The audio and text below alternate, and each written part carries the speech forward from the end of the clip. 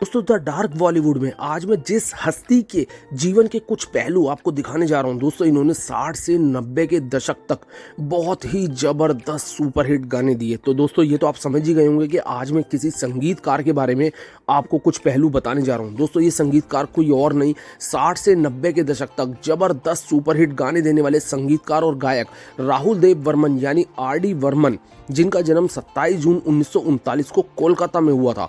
RD Burman को लोग प्यार से पंचम दा भी कहते थे। उनकी और आशा भोसले की प्रेम कहानी किस तरह शुरू हुई और किस तरह ये फिल्मी रही, म्यूजिकल रही, आज मैं आपको यही सब बताने जा रहा हूँ। दोस्तों वीडियो एंड तक देखना, आपको अच्छी लगेगी। RD बर्मन और आशा भोसले की पहली मुलाकात 1956 में हुई।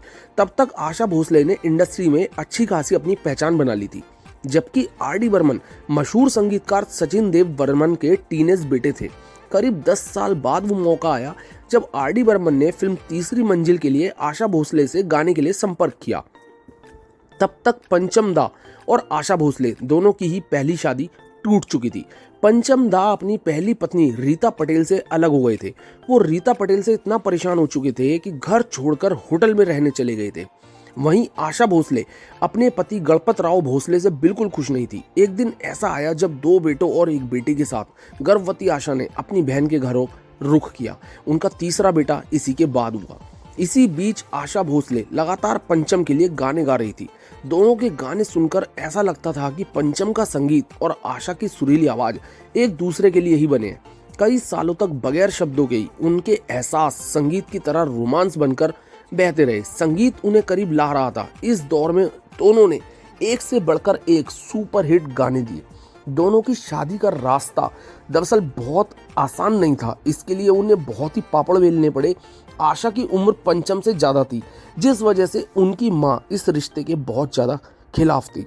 जब पंचम ने अपनी माँ से शादी की अनुमति मांगी तो उन्होंने गुस्से से बहुत ही तेज चिल्लाते हुए आवाज में कहा कि जब तक मैं जिंदा हूं ये शादी नहीं हो सकती।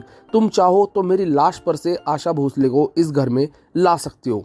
आज्ञाकारी और एकदम जैसे एक अच्छा बेटा पंचम ने माँ से उस वक्त कुछ नहीं कहा और चुपचाप वहां से चले गए। फिर उन्हें शादी के लिए लंबा इंतजार करना पड़ा। हालांकि शादी तो उन्होंने माँ के जीते जी ही की, लेकिन माँ की ऐसी हालत हो चुकी थी कि उन्होंने किसी को पहचानना बंद कर दिया था। पंचम और आशा की ये म्यूजिकल लव स्टोरी का सफर ज्यादा दिन तक नहीं चल सका और शादी के 14 साल बाद ही पंचम दा आशा भोसले को अकेले छोड़कर 54 साल की उम्र में इस दुनिया को अलविदा कह गए। पंचम के चले जाने के बाद आशा बिल्कुल टूट गई।